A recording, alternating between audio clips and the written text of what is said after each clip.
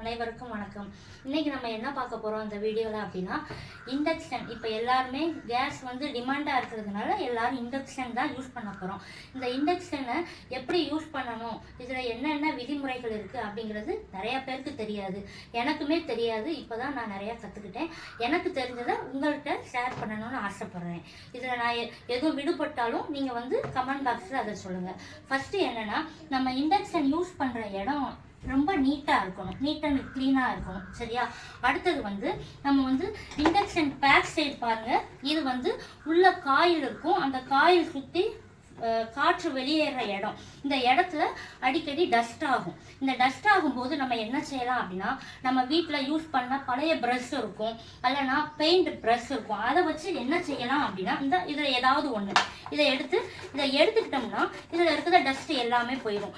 எதுக்கு இதை க்ளீன் பண்ணணும் அப்படின்னா, நம்ம ஆஃப் பண்ணதுக்கப்புறம் அந்த ஃபேன் கொஞ்ச நேரம் சுற்றிக்கிட்டே இருக்கும் அந்த காயில் யூஸ் பண்ணதுனால. அப்போ கீழே இருக்கிற டஸ்ட் எல்லாம் உள்ள போயிடும். அதுக்காகத்தான் நம்ம அடிக்கடி பேக் சைடு இந்த ப்ரஷ்ஷை வச்சு ஏதோ ஒரு ப்ரஷ்ஷை வச்சு க்ளீன் பண்ணிக்கிட்டோம்னா நம்மளுக்கு சுத்தமாக இருக்கும். அடுத்ததாக பார்த்தோம்னா, நம்மளுக்கு நிறைய பேருக்கு உள்ள காக்ரோச் உள்ள போயிடும். அப்போ அந்த காக்ரோச் போகாமல் இருக்கிறதுக்கு என்ன ஒரு சின்ன ஐடியா அப்படின்னா, இந்த ஒவ்வொரு ஹோல்லையும் காக்ரோச் கிட்ட அடிச்சு வச்சுக்கிட்டோம்னா உள்ள காக்ரோச் போகாது. அடுத்ததா நம்ம பிளக்கை எப்பவுமே பெர்மனண்டா அந்த சுவிட்ச் போர்ட்ல போட்டு வைக்க கூடாது. எப்போ யூஸ் பண்றோமோ அப்போ போடணும். போட்டு யூஸ் பண்ணிட்டு அடுத்ததா நம்ம சுவிட்சை டைரக்டா என்ன செய்யக்கூடாது, சுவிட்ச் போர்ட்ல ஆஃப் பண்ணாம இங்க ஆஃப் ஆன்ங்கிற பட்டன் இருக்கும். இதை ஆஃப் பண்ணோம்னா ஒரு 2 or 3 மினிட்ஸ் நம்மளுக்கு சவுண்டு கேட்கும். என்னன்னா, காயில் சுத்தின சவுண்டு. அது ஆஃப் ஆகி அந்த ஃபேன் வெக்க காற்றை வெளியே ஏற்றும். அப்போ 3 மினிட்ஸ்ல அது ஸ்டாப் ஆயிடும். அதுக்கப்புறமேட்டு என்ன செய்யலாம் அப்படின்னா, இதை ஆஃப் பண்ணிட்டு இந்த பிளக்கை கீழே எடுத்து வச்சிடணும். ஏன் அப்படின்னா, நம்ம இண்டக்ஷனை யூஸ் பண்ணதுனால ஹீட் ஆகிருக்கும். பர்மனண்டா அதுலயே வச்சிருந்தோம்னா அந்த ஹீட்டுனால இந்த இடம் எல்லாம் என்ன செய்யும், ஹீட்ல உருகிரும். ஏன்னா இது பிளாஸ்டிக் தானே இந்த சைடு. அதனால யூஸ் பண்ணும்போது மட்டும்தான் என்ன செய்யலாம், நம்ம பிளக்கை சொருகிட்டு அடுத்தது யூஸ் பண்ணி முடிச்சுட்டு ஆஃப் பண்ணி கீழே வச்சிடணும். சரியா? அடுத்தது என்னன்னு பார்த்தோம்னா, இதுல ரொம்ப வெயிட் வைக்க கூடாது. வெயிட் வச்சோம்னா கீரல் விரிசல் விட வாய்ப்பு இருக்கு. அடுத்தது நம்ம இப்போ ஒரு பால் இதுல வச்சு நம்ம காய்ச்சறோம் அப்படின்னோம்னா, நம்மளை எதிர்பாராம பால் பொங்கிடுது. பொங்கினோடனே நம்ம செய்யற தப்பு என்னன்னா, உடனே எடுத்துட்டு தண்ணியை ஊற்றி தொளிச்சு கிளீன் பண்ணுவோம். அந்த தப்பை என்ன செய்யக்கூடாதுன்னா செய்யவே கூடாது. அதுக்கு பதிலா நம்ம ஒரு காட்டன் துணியை எடுத்து அதை தண்ணியில முக்கி புழிஞ்சு அதை வச்சு என்ன செய்யலாம் அப்படின்னா இண்டக்ஷனை துடைக்கலாம். ஆனா தண்ணியை ஊற்றி என்ன செய்யக்கூடாதுன்னா துடைக்கவே கூடாது.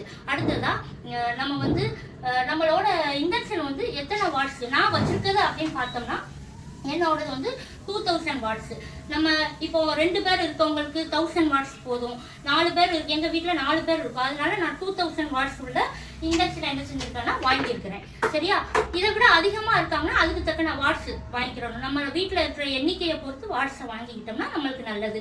அதே போல இப்போ என்னோடது 2000 வாட்ஸ்ன்னு சொல்லியிருக்கேன். அப்போ நான் 2000 வாட்ஸ்ல வச்சு என்ன செய்யக்கூடாதுன்னா குக் பண்ணக்கூடாது.